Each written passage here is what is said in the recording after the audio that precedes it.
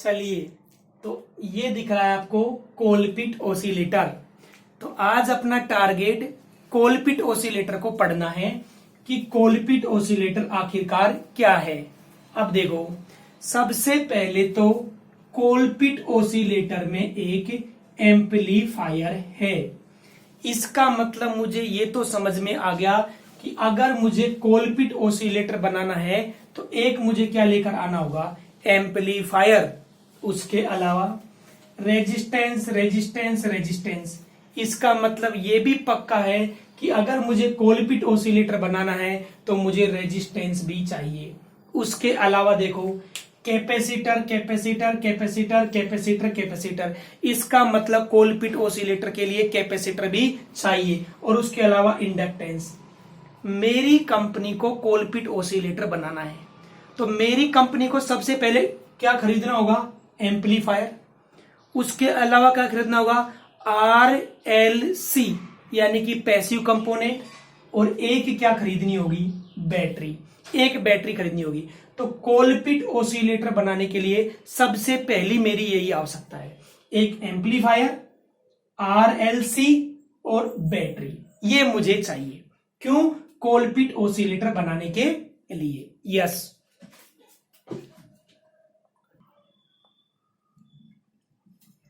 तो कोलपिट ओसिलेटर बनाने के लिए हमें एम्पलीफायर चाहिए। वास्तव में एम्पलीफायर में बीजेटी होता है। बीजेटी एनपीएन हम यूज करेंगे और एनपीएन को हम कॉमन एमिटर मोड में काम में लेंगे और उसे भी हम क्या करेंगे, एक्टिव। अगर मैं एक वर्ड में कहूं कि मुझे एम्पलीफायर बनाना है, मुझे एम्पलीफायर बनाना है, तो वास्तव में मैं एनपीएन बीजेटी काम में लूंगा। एनपीएन का मतलब ये एक सिलिकॉन का पीस है और इस सिलिकॉन के पीस को अगर मुझे एन बनाना है तो यहां पर मैंने पेंट्रावेलेंट इंप्योरिटी मिक्स की है। और अगर मुझे पी बनाना है तो यहां मैंने सिलिकॉन में ट्राइवेलेंट इंप्योरिटी मिक्स की है। अब इसे मुझे यूज करना है कॉमन एमिटर मोड में। इसका मतलब ये है इनपुट और आउटपुट, इसमें एमिटर कॉमन है। और इससे भी अब ये जो आपका बीजेटी दिख रहा है उसे हमें एक्टिव करना है। तो एक्टिव के लिए हम क्या करते हैं, एमिटर जंक्शन को फॉरवर्ड और ये जो कलेक्टर जंक्शन है उसे हम क्या रखते हैं, रिवर्स। क्या निष्कर्ष निकला, कहना क्या चाहते हो आप वो बताइए। ये ओसिलेटर था, तो इस मेरी कंपनी ओसिलेटर बना रही थी तो मुझे क्या चाहिए था, एम्पलीफायर। एम्पलीफायर बनाने के लिए मुझे क्या चाहिए था, एक सिलिकॉन का पीस। जैसे कॉपर होता है, एल्यूमिनियम होता है, ऐसे ही ये सिलिकॉन का पीस है। और इस सिलिकॉन के पीस को अगर एन बनाना है तो पेंट्रावेलेंट और पी बनाना है तो ट्राइवेलेंट। ये जो एमिटर जंक्शन है ये वाला, पी को प्लस से यानी एमिटर जंक्शन फॉरवर्ड बायस और कलेक्टर जंक्शन हमने क्या किया है, रिवर्स बायस।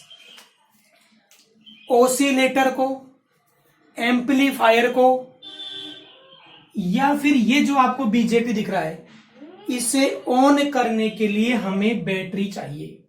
अगर इसको हमें ऑन करना है तो उसके लिए हमें क्या चाहिए, बैटरी। और कितनी बैटरियां चाहिए, 2 बैटरी चाहिए।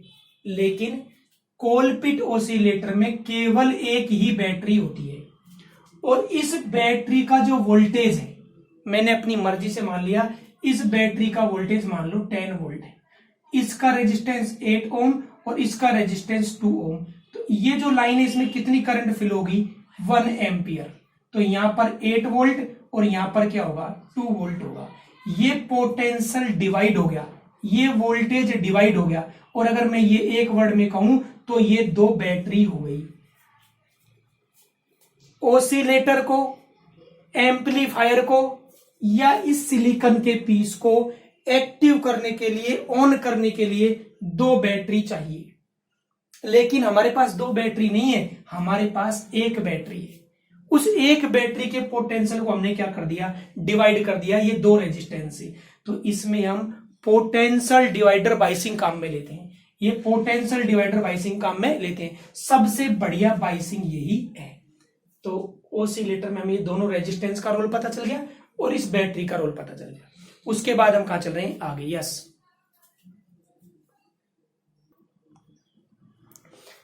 शादी पार्टी में जो हम माइक लाते हैं उस माइक को हम बैटरी से कनेक्ट करते हैं ताकि वो आपका माइक क्या हो जाए, ऑन हो जाए। तो हमने इस एम्पलीफायर को ये दो बैटरियों की सहायता से क्या कर दिया, ऑन कर दिया है। अब विषय ये है कि ये एम्पलीफायर हमने लगाया क्यों है या ये एम्पलीफायर कर क्या रहा है, मतलब ये एम्पलीफायर का हम प्रयोग क्यों करें। तो देखो इस एम्पलीफायर पर हमने यहां से 2 वोल्टेज अप्लाई किया है और मान लो एम्पलीफायर का गेन 50 है तो यहां आउटपुट में हमें कितने वोल्टेज मिलेंगे, 100 वोल्ट। एम्पलीफायर को ये इधर से हमने क्या अप्लाई किया है, 2 वोल्ट, यहां पर हमें क्या मिला, 100 वोल्ट। 2-3 बातें, ये 2 वोल्टेज कौन सा वोल्टेज है, वेरी इंपॉर्टेंट है, एसी वोल्टेज है।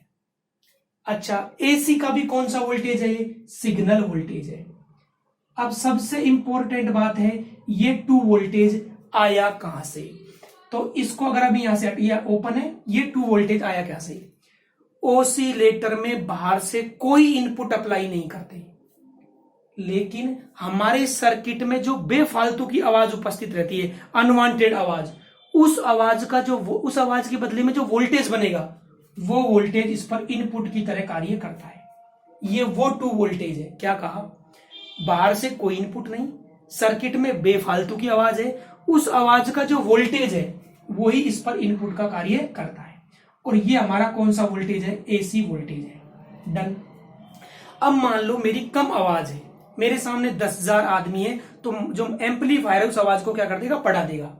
तो 2 वोल्टेज को इस एम्पलीफायर ने कितने बदल दिया, 100 वोल्टेज प्लस ये जो पहले हमारा पॉजिटिव साइकिल था, हमें पहले क्या मिलेगा, नेगेटिव साइकिल।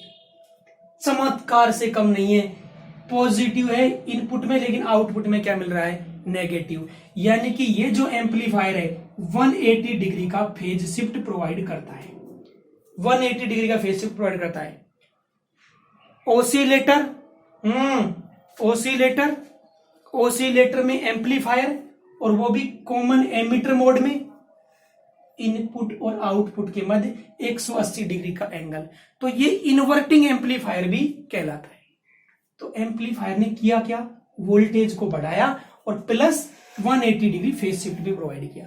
इन 2 काम के लिए हमने यहां एम्पलीफायर लगाया है। एम्पलीफायर कभी भी फ्रीक्वेंसी को बढ़ाता घटाता नहीं है। इसका क्या मतलब है, इसका मतलब मैं ये मान लेता हूं कि इनपुट में 1 सेकंड में मान लो 50 साइकिल थे, भाई साइकिल पर सेकंड ये तो फ्रीक्वेंसी होती है, तो आउटपुट में भी 1 सेकंड में 50 साइकिल ही होंगी। तो झोल नहीं, आराम से मन से समझते हैं। पहले तो मैंने इसको ऑन किया, उसके लिए डी सप्लाई और ये बैटरियां, इसने क्या किया, वोल्टेज को बढ़ाया और 180 डिग्री का फेज शिफ्ट प्रोवाइड किया। ये काम किया है एम्पलीफायर ने। अच्छा, ये आवाज वाला वोल्टेज है। वोल्टेज और करंट हम पंखे को भी देते हैं, लेकिन पंखे में और माइक में क्या फर्क है, माइक वाला ऐसा वोल्टेज जिसमें सिग्नल भी होता है, ये हमें समझना होगा, यानी आवाज भी होती है। तो ये हमारा किसका रोल है, एम्पलीफायर का। वहां से हम कहा चलते हैं आगे। यस, अब देखिए यहां हमारा एसी वोल्टेज है। अब हमने सबसे पहले यहां एक कैपेसिटर लगाया है, ये कपलिंग कैपेसिटर है, ये इलेक्ट्रोलाइट कैपेसिटर है, और जेबी गुप्ता कहता है कि ये 10 माइक्रोफेरेड का है। अगर यहां पर एसी है तो हमें यहां पर भी क्या मिलेगी, एसी। अगर यहां कोई अनवांटेड डीसी है तो वो यहां हमें नहीं मिलेगी। हम ये चाहते हैं कि हर स्टेज पर डीसी को ब्लॉक किया जाए। अब हमारे पास यहां क्या आ गई, एसी। लेकिन हमारे पास यहां जो एसी है वो उसका मैग्नीट्यूड तो ज्यादा है, लेकिन यहां पर अगर 1 सेकंड में 50 साइकिल है तो यहां पर भी 1 सेकंड में 50 साइकिल है, क्योंकि ये फ्रीक्वेंसी को बढ़ाता नहीं है। तो हमने क्या किया है, यहां पर एक टैंक हम लगा रहे हैं। ये हमने क्या लगा दिया है, टैंक। और ये एक्चुअल में एलसी टैंक है। और काय का एलसी टैंक, आप तो ये समझो कि ये फ्रीक्वेंसी जनरेटर है, यानी कि C1 और C2 और L, ये फ्रीक्वेंसी जनरेटर हमने यहां लगा दिया। ये हमारा फ्रीक्वेंसी जनरेटर है। मतलब कोलपिट ऑसिलेटर में एक टैंक होता है, ओसिलेट मतलब कोलपिट ओसिलेटर से हमको कितनी फ्रीक्वेंसी मिलेगी वो डिपेंड करता है टैंक सर्किट पर, क्योंकि हमारी जो फ्रीक्वेंसी होती है वो क्या होता है 1/2 और under root 1/LC1 plus 1/LC2।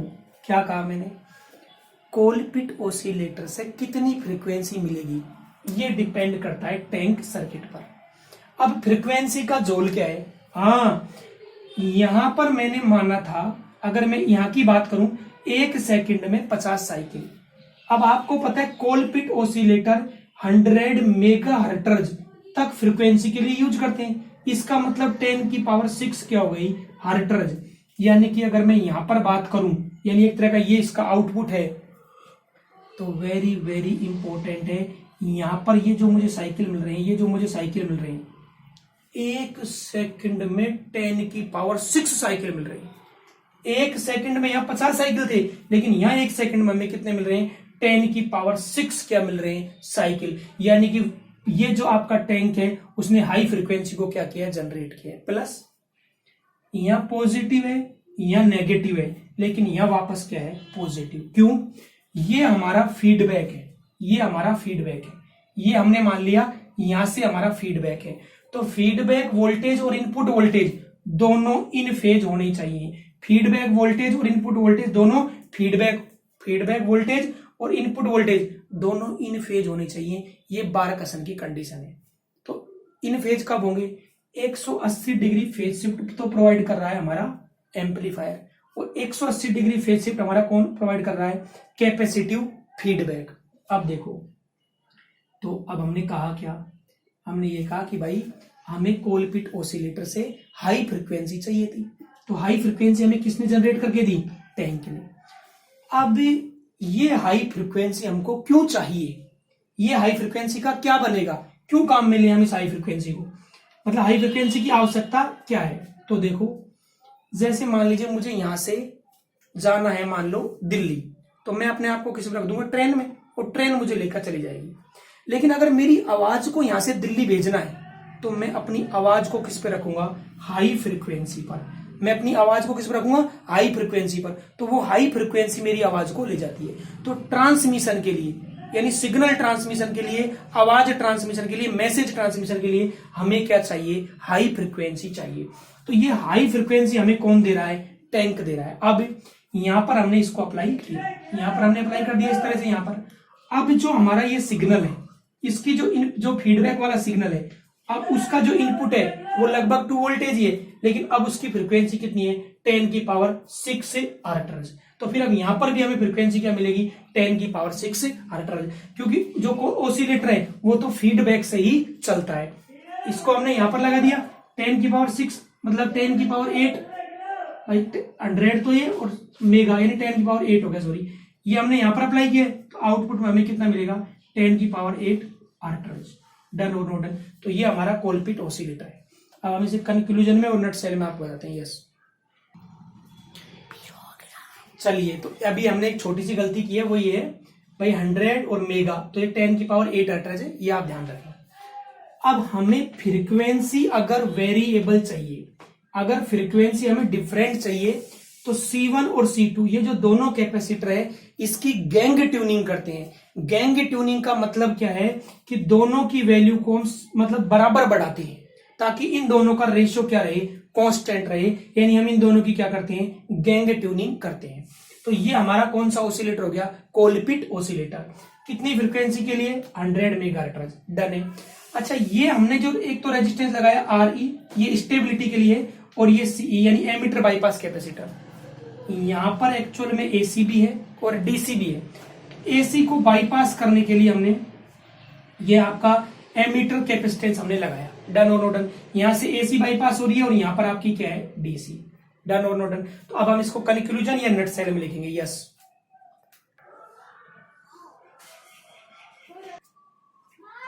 चलिए, तो हम नट सेल या कंक्लूजन में आपको बता रहे हैं कि कोलपिट ओसिलेटर मतलब एम्पलीफायर, RLC और बैटरी, ये कोलपिट ओसिलेटर में होते हैं। एम्पलीफायर, इसका मतलब इसमें ट्रांजिस्टर है, ट्रांजिस्टर का मतलब इसमें BJT है, BJT का मतलब इसमें NPN है, और एनपीएन का मतलब एक सिलिकॉन का पीस है, यानी कि ये एक सिलिकॉन का पीस है।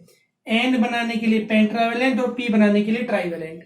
इसको कॉमन एमिटर मोड में यूज करना है, मतलब इनपुट और आउटपुट में एमिटर क्या है, कॉमन है। और कॉमन एमिटर मोड में ही इनपुट और आउटपुट में 180 डिग्री का मतलब फेज शिफ्ट हमें मिलता है।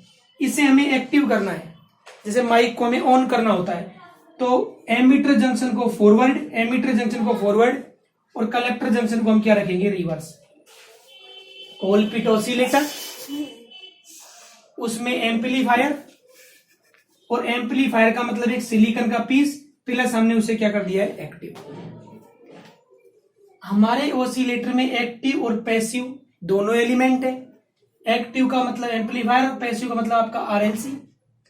100 मेगाहर्ट्ज इतनी फ्रीक्वेंसी जनरेट की जा सकती है। 100 मेगाहर्ट्ज यानी कि 10 की पावर आपकी 8। इतनी फ्रीक्वेंसी का करोगे क्या, सिंपल सी बात है, मेरी आवाज को अमेरिका भेजना है तो जो हमारी आवाज है उसे किस पर रख देंगे, हाई फ्रीक्वेंसी पर। और वो हाई फ्रीक्वेंसी हमारी आवाज को इंडिया से कहा ले जाएगी, अमेरिका। जैसे मान लो मुझे अलवर से जाना है दिल्ली, तो मैं ट्रेन में बैठता हूं, और ऐसे अगर मेरी आवाज को ले जाना है तो उस आवाज को कहां रखना होगा, हाई फ्रीक्वेंसी पर। फ्रीक्वेंसी क्या होती है, 1/2π√1/LC1 + 1/LC2। Frequency LC tank पर निर्भर करती है, यानी कि फ्रीक्वेंसी एलसी टैंक पर डिपेंड है। टैंक में जो कैपेसिटर, यहां सी लिखा हुआ है, सी का मतलब कैपेसिटर डिवाइडेड होता है। नो इनपुट सिग्नल, ऑसिलेटर में बाहर से कोई इनपुट नहीं होता। पोटेंशियल डिवाइडर बाइसिंग है, देखो यहां एक बैटरी है R1 और R2, इन्होंने वोल्टेज को डिवाइड कर दिया है, तो इसमें पोटेंशियल डिवाइडर बाइसिंग होती है। कैपेसिटर की गैंग ट्यूनिंग करते हैं। गैंग ट्यूनिंग का मतलब दोनों कैपेसिटरों की वैल्यू साथ साथ बदलते हैं ताकि C1 और C2 का जो रेशियो है वो कांस्टेंट रहे। एम्पलीफायर ने किया क्या है, पॉजिटिव नेगेटिव, मतलब 180 डिग्री का फेज शिफ्ट प्रोवाइड किया है, प्लस 2 वोल्ट को 100 वोल्ट में चेंज किया है। मतलब 2 वोल्ट को 100 वोल्ट में कौन चेंज कर रहा है, एम्पलीफायर। लेकिन वोल्टेज विद सिग्नल, यानी कि सिग्नल को क्या किया है, एम्पलीफाई। 180 डिग्री का क्या प्रोवाइड किया, फेज शिफ्ट। टैंक जैसे कि फ्रीक्वेंसी आपका जनरेटर हो। बार कसम क्या कहता है, ए और बीटा का मान क्या होना चाहिए, 1 या 1 से थोड़ा सा अधिक, और एंगल का मान क्या होना चाहिए, 0 डिग्री। आपका ये रेडियो फ्रीक्वेंसी ऑसिलेटर है, कोलपिट ऑसिलेटर। आई होप आपको समझ में आया होगा, और ये गंदी गंदी बातें आराम से ही समझ में आएंगी। कंटिन्यूअस पढ़ते रहें। यस।